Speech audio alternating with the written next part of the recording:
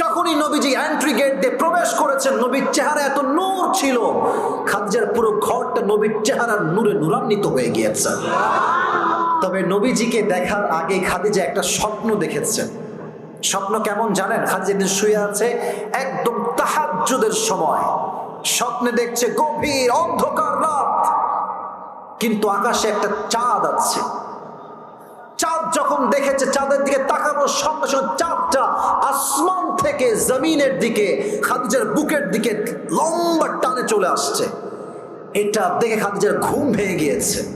এবার খাদিজা স্বপ্নের ব্যাখ্যা জানার জন্য তার চাচা ওয়ারাকা বিন নাফেল তার কাছে গিয়েছে। চাচা, এই স্বপ্নের ব্যাখ্যা কি হবে? উনি এবার তাওরাত ইনজিল সব খুলে বলছে, সুসংবাদ সুসংবাদ, এই স্বপ্নের ব্যাখ্যা হচ্ছে যে এই জামানার সর্বশেষ পয়গম্বর তোমার স্বামী হতে চলেছে। সুবহানাল্লাহ পড়বেন না আপনারা? তো যখন ইনি এসেছেন ঘরে, নবীজি তার চেহারা নিয়ে, খাদিজা মোটামুটি কনফার্ম যে এটাই মনে হয় সেই শেষ নবী হবে। বাট বিয়ের প্রস্তাব কেমনে দিবে, টেনশন। তো তার একটা গোলাম ছিল, দাসী, তার নাম হচ্ছে নাফিসা, বয়স্ক। বলছে, নাফিসা এদিকে আসেন, এই নেন, খান, টাকা নেন, সব নেন, একটা আবদার রাখতে হবে। কি আবদার? বলছে, এই যে যুবকটা দেখছেন না, ওনাকে গিয়ে বলতে হবে ওনাকে আমি পছন্দ করি, ওনাকে আমি আমার জীবনের স্বামী হিসেবে চাই। সুবহানাল্লাহ। এত আস্তে জোরে সুবহানাল্লাহ পড়ান তো সবাই। এবার নাফিসা, সবাই বলেন ইনশাআল্লাহ। কিন্তু প্যাঁচ লাগছে এই জায়গাতে। আলী আবার ইনশাআল্লাহ অর্থই বোঝে নাই, বের হয়ে আসছে। ওদিকে বন্ধু দূরে দাঁড়ায় আছে, বন্ধুর মুখ দেখে বুঝে গেছে দাল মে কুছ কালা হ্যায়। তো বলছে, আলী কি হলো তোমার? তুমিও কি রিজেক্ট খাইছো নাকি? বলছে, বন্ধু আমিও রিজেক্ট। তো এ তো বলতেছে, কি রে পাঠাইছে, আমি বাস তো আমি খাবো এইবার। তো বলছে, বন্ধু নবী কি কিছুই বলে নাই, একটা কথাও বলে নাই? তো আলী বলছে, হ্যাঁ হ্যাঁ হ্যাঁ হ্যাঁ, একটা কথা বলেছে, নবী শুধু বলেছে ইনশাআল্লাহ। আব্দুর রহমান মিনা বলছে, কোনো টেনশন নাই আলী, লা তাহজান, you have nothing to be worried, tension করবা না। নবীর ইনশাআল্লাহ মানে বিয়েটা অর্ধেক অলরেডি ডান হয়ে গিয়েছে। নবীজি এবার মসজিদ থেকে আলীর থেকে গিয়ে ফাতেমার কাছে গিয়েছেন। এদিকে আমার বোনরা আমাকে শুনবেন, যেহেতু আমাকে আপনারা প্রজেক্টরে দেখছেন, আমি বোনদেরকে একটা মেসেজ দিচ্ছি। যখন ফাতেমার কাছে নবীজি আসছেন, নবীজি বলছে, ফাতেমা তোমার জন্য এই তল্লাটের সবচাইতে গরিব ছেলে, ইসমুহু আলী, তার নাম হচ্ছে আলী, তোমার সঙ্গে তার বিয়ের প্রস্তাব দেখেছি, তুমি কি রাজি আছো? দেখেন, ফাতেমা জানে আলীর কাছে ঘর নাই, গাড়ি নাই, বাড়ি নাই, টাকা নাই, সব জানে ফাতেমা। বাট ফাতেমা এটাও জানে আলীর মতো চরিত্রবান যুবকের তল্লাটে আর কেউ নাই। ঠিক কিনা বলেন যুবক? উনি বলছেন, আব্বা জান আমি রাজি আছি, কোনো সমস্যা নাই। একটা মুচকি হাসি দিয়েছে। নবীজি বলছে, আমার মেয়ে বিয়েতে সম্মতি জানিয়েছে। সুবহানাল্লাহ পড়বেন না আপনারা?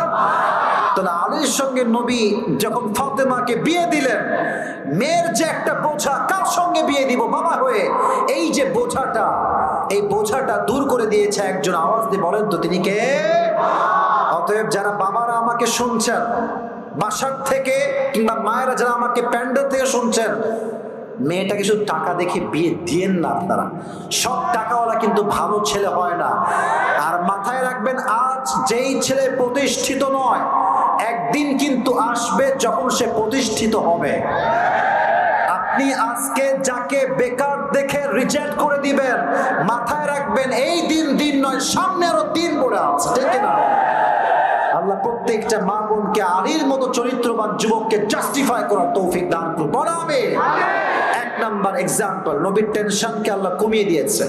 আর একটা হাদিস বলবো, ঘটনা ভিত্তিক হাদিস, আমাকে রিপ্লাই করতে হবে। নবীজির জীবনের ফার্স্ট ওয়াইফ, প্রথম স্ত্রীর নাম কি? এক বাক্যে সবাই বলেন, নাম কি?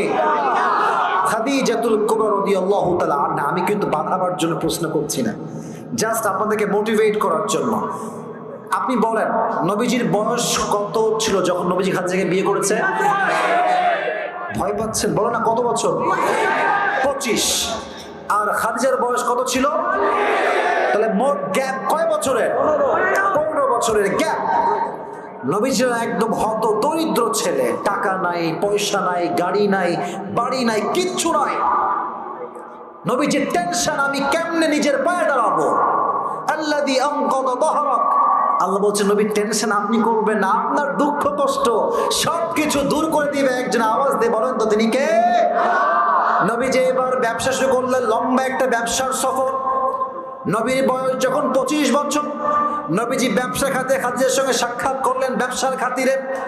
যখন নবীজির চেহারা খাদিজা দেখলেন, এত সুন্দর চেহারা, সুশ্রীমানব হ্যান্ডসাম যুবক, খাদিজা বলেন আমি আমার জীবনে এত সুদর্শন পুরুষ আর জীবনে কখনো দেখি নাই। সুবহানাল্লাহ, নাই আপনার সবার?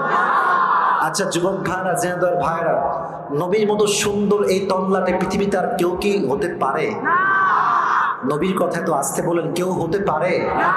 নবীর মতো হ্যান্ডসাম, দেখতে অসাধারণ সুন্দর দ্বিতীয় কোন মানব কি আল্লাহর জমিনে দ্বিতীয়টার কেউ হতে পারে?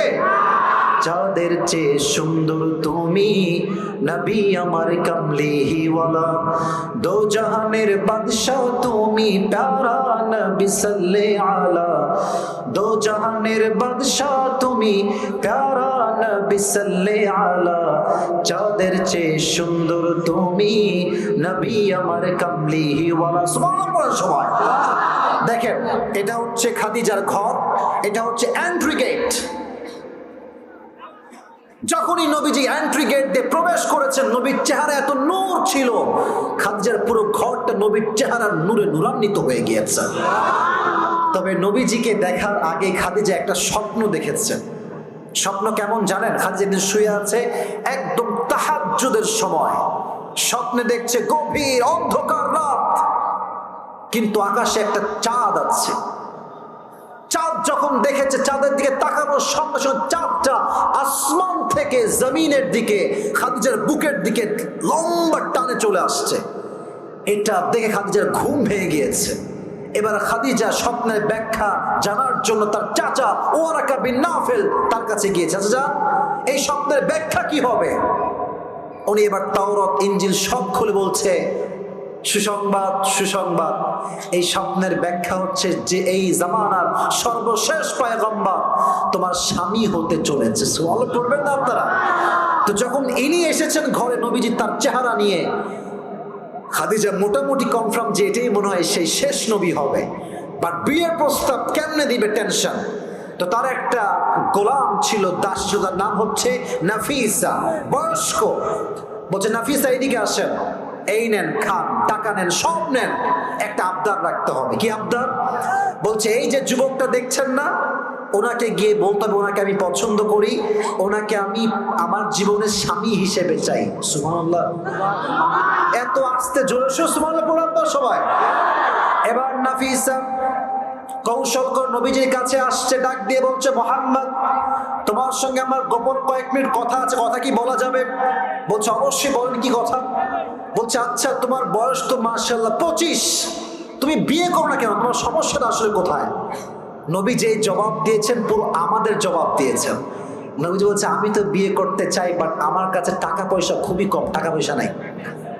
আমাদের যুবকদেরও এই সমস্যা, বিয়ে করতে আমরা চাই, বাট মেয়ের বাপ টাকা ছাড়া বিয়ে দিতেই চায় না। ঠিক কিনা বলেন যুবক? এবার বলছে ওই দিক কে যায় ভাই, ওই দু একজন লোক কই যায়, বসেন না কেন আপনারা? ছি ছি ছি, আপনারা, আমি জানি, দেখেন আমার ওয়াজ শেষ হওয়ার কথা 11:30টায়, সেখানে এখন বাজে 11:45। আমি যদি 10:30টায় ওয়াজ শুরু করতাম, এতক্ষণে দোয়া মোনাজাত করে আমার বাসায় ফিরে যেতাম। ঠিক কিনা বলো যুবক ভাইয়েরা?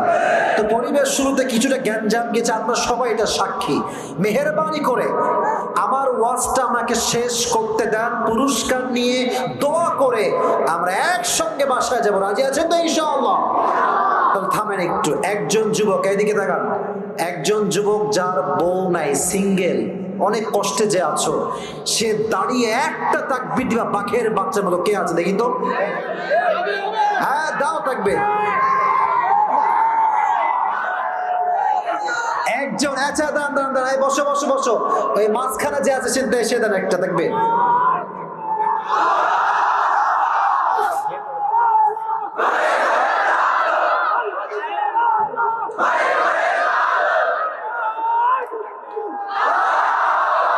এটা কি? এটা কি? এর মাথায় কি সমস্যা আছে? আচ্ছা আচ্ছা, সমস্যা নাই। যে তাকবীর দিয়েছে ভাই, আপনি বউ পাবেন না। আপনার যে সাউন্ড, এই সাউন্ডে বউ পাওয়া যাবে না ভাই।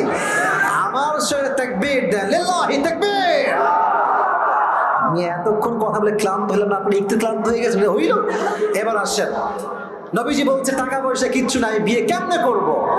নাফিসা বলছে ও মানি ফ্যাক্ট, মানি প্রবলেম, কোনো ব্যাপারই না, এটা আমার কাছে সমাধান আছে। বলছে কি কি সমাধান? বলছে এমন একটা মেয়ে আমার কাছে আছে, যেই মেয়েকে বিয়ে করলে টাকা দেওয়া লাগবে না, পয়সা দেওয়া লাগবে না, বরং সেই মেয়েটা আপনাকে আরো বেশি দিবে। সুবহানাল্লাহ পড়বেন না আপনারা? নবীজি বলছে আর এই মেয়েটা আবার কে রে? বলছে তার নাম কি? মাসমুহা, তার নাম কি? তো সে বলছে তার নাম হচ্ছে ইসমুহা খাদিজা। নবীজির অবাক করা বিষয় হচ্ছে নবীজি খাদিজাকে প্রথম দেখার থেকেই পছন্দ করে। সুবহানাল্লাহ পড়ে সবাই। কিন্তু বিয়ের প্রস্তাব কেমনে দিবে? তিনি কোন পজিশনে আছেন আর তিনি কোন পজিশনে আছেন? লম্বা বড় কোনি, আর ইনি খুবই গরিব মানুষ। তো তিনি এবার বললেন ঠিক আছে আমি রাজি আছি, বাট আমার একজন চাচা এখনো জীবিত আছেন। চাচার নামটা সবাইকে বলতে হবে। নাম কি? আবু তালেব। বলেন নাম কি? আবু তালেব। বলছে তাই, তাহলে চাচাকে নিয়ে তোমরা আমাদের বাসায় আসো। এবার নবী চাচাকে নিয়ে ওনাদের বাসায় গিয়েছেন, কথাবার্তা হয়ে গিয়েছে, বিয়ের সব কিছু ফাইনাল, কবুল পড়ে বিয়েও হয়ে গিয়েছে। বিয়ের পরে দেনমোহরের দরকার। যুবক ভাইয়ারা কথা বলো, আছে না নাই? কথা কয় না, আছে না নাই? আজকাল তো দেনমোহর নিয়েও মারামারি। 1 লাখ শূন্য কিন্তু হিসাব করে লিখো বাবারা, একটা শূন্য বেশি হলে 1 লাখ থেকে 10 লাখ হয়ে যাবে, ঠিক কিনা বলো? আর যদি বিয়ের মধ্যে তোমার বউ একটা কুটনি দাজ্জালনি খেসানি, তাহলে বুঝবা কত ধারে কত চাই। এজন্য বিয়ের সময় দেনমোহর সহ যত বেশি করবেন, জেনার সংখ্যা কমে যাবে, বিয়ের সংখ্যা বেড়ে যাবে, ঠিক কিনা বলো? এবার নবীজি বললেন মোহর কি দেওয়া যায়? টাকা পয়সা আমার কাছে কিচ্ছু নাই। এবার আবু তালেব বলল ঠিক আছে, আমার ভাতিজার পক্ষ থেকে আমি 20টা উট দিব মোহর হিসেবে। জোরে বলেন কয়টা উট? 20টা উট। 20টা উট মোহর হিসেবে দেওয়া হলো। বিয়ে সম্পূর্ণ হয়ে গেল। বাট অনেক গেস্ট মেহমান আছে, মেহমানকে কি খাওয়াবে? আমার বোনেরা, মেয়েদের মন যে কত বড় হয় মাঝে মাঝে বলার কোনো ভাষা রাখে না। খাদিজা বলছে আমার স্বামী তো টাকা পয়সা খুবই কম, তো যাও আমার কাছে যে 20টা উট আছে, এই 20টা উট ওয়ালিমা হিসেবে সবাইকে খাওয়ানোর জন্য আল্লাহর জন্য জবাই করে দাও। সুবহানাল্লাহ পড়লেন আপনারা? 20টা উট জবাই করা হলো, নবীর সঙ্গে বিয়ে ডান হয়ে গেল। এবার আসেন আমার আয়াতের তাফসিরের মূল মেসেজ। নবীজি বাসর ঘরে বসে আছেন, খাদিজা নবীজিকে বলছেন নবীজি একটা কথা শুনবেন তো আপনি? বলছে হ্যাঁ শুনবো। বলেন কি কথা? বলছে আমার যে সম্পত্তিগুলো আছে আমি আপনার জন্য সমস্ত সম্পত্তি অর্পণ করতে চাই। সুবহানাল্লাহ পড়বেন না তো সবাই? আর নবী যখন 40 বছর বয়সে ওহিবা, হাদিসে আছে স্পষ্ট, খাদিজার সমস্ত সম্পত্তি নবীর পায়ের নিচে বিলীন করে দিয়েছে। সুবহানাল্লাহ পড়ে সবাই। আল্লাহ বলছেন নবী আপনার যে অভাবের বোঝা, টাকা নাই, পয়সা নাই, বাড়ি নাই, গাড়ি নাই, ইসলামের কাজ করবেন সামর্থ্য নাই, আমি এমন একজন মেয়েকে আপনার জন্য বউ করে পাঠিয়েছি, তার মতো বড় ধনী মেয়ে আরব তল্লাটে দ্বিতীয়টা আর কেউ নাই। আল্লাহু আকবার। এজন্য আল্লাহ তাআলা বলছেন ওয়াদানা আনকা ওয়িজরাক আল্লাযী আনকাযা যাহরাক, ও নবী আপনার পিঠের যত বোঝা, যত কষ্ট, সমস্ত কষ্টকে হালকা করে দিয়েছে। একজন আওয়াজ দিয়ে বলেন তো তিনি কে? এই ছিল নবীজির পিঠের বোঝা হালকা হওয়ার তাফসীর। আচ্ছা, আমাদের সরকারি যে হায়াত দেওয়া আছে, একটা সময় দেওয়া আছে, সময়টা কত বছর কে বলতে পারে দেখি তো? হ্যাঁ, মোটামুটি অ্যাভারেজ সরকার হিসেবে 60 বছর। কথা কি আমার ঠিক আছে যুবক ভাইরা? আচ্ছা বলেন তো গড় হায়াত উম্মতের কত হয়? এই 60, 70, 80 অন এন অ্যাভারেজ, এর বেশি কিন্তু হয় না। নবীর টেনশন আল্লাহ এত হায়াত কম, আমার উম্মতরা ইবাদত তো কম করতে পারবে, তাহলে আমার উম্মত কি করবে? নবীজি টেনশনে পড়ে গিয়েছেন। আল্লাহ বলছেন নো টেনশন, লাইলাতুল কদরি খায়রুম মিন আলফি শাহর, আপনার উম্মতকে এমন একটা রাত দিব, এক রাত জাগলে 1000 মাস ইবাদত করে যে সওয়াব পাওয়া যাবে, আল্লাহ এক রাত জাগলে তার চাইতে অধিক সওয়াব দান করবে। সুবহানাল্লাহ পড়লেন না আপনারা? আল্লাযী আনকাযা যাহরাক, নবী আপনার সমস্ত চিন্তা আমি দূর করে দিয়েছি। সর্বশেষ নিয়ামত ওয়া রাফা'না লাকা যিকরাক, O my prophet, I have dignified your status high, very high and highest peak. ও নবী, আপনার সম্মানকে আমি আকাশ বাতাস ঝাঁপিয়ে, সাত আকাশ কাঁপিয়ে আপনার মর্যাদা আমি আরশ পর্যন্ত পৌঁছে দিয়েছি। সুবহানাল্লাহ পড়েন সবাই। তাহলে সেই নবীর উম্মত হতে পেরে আমরা সবাই জোরে সোরে বলেন খুশি না বেজার? তাহলে আমি পুরোটা রিপিট করছি। 1 নাম্বার নিয়ামত, নবীর হৃদয়কে আল্লাহ খুলে দিয়েছেন। 2 নাম্বার নিয়ামত, নবীর সমস্ত পিঠের বোঝাকে আল্লাহ হালকা করে দিয়েছেন। 3 নাম্বার নিয়ামত, নবীর সম্মানকে আল্লাহ দুনিয়াতে নয় আরশ পর্যন্ত সম্মান দিয়েছে। সুবহানাল্লাহ পড়েন সবাই আপনারা। এই ছিল 1 নাম্বার চ্যাপ্টার। 2 নাম্বার এবং 3 নাম্বার 12টা তো বেজেই গেল, বলা যাবে? আপনারা কি বিরক্ত হয়ে গেছেন আপনারা সবাই? তাহলে একটা তাকবীর দেন, লিল্লাহি তাকবীর। 2 নাম্বার চ্যাপ্টার খুবই সংক্ষেপে বলবো, আর বেশি সময় নিব না, একদম সংক্ষেপে বলছি। 2 নাম্বার হচ্ছে সান্ত্বনা। কি না? সান্ত্বনা। সান্ত্বনা কেমন? এটা খুবই ভাইরাল একটা আয়াত। এমন কোন যুবক নাই যে যুবকের কানে আয়াতটা আসে নাই। ফাইন্না মাআল উসরি ইউসরা, inna ma'al usri yusra, indeed and verily with every hardship there is ease. কষ্টের সাথে সুখ। যুবক ভাইরা আছে না নাই? আছে না নাই? অনেক যুবকের টেনশন,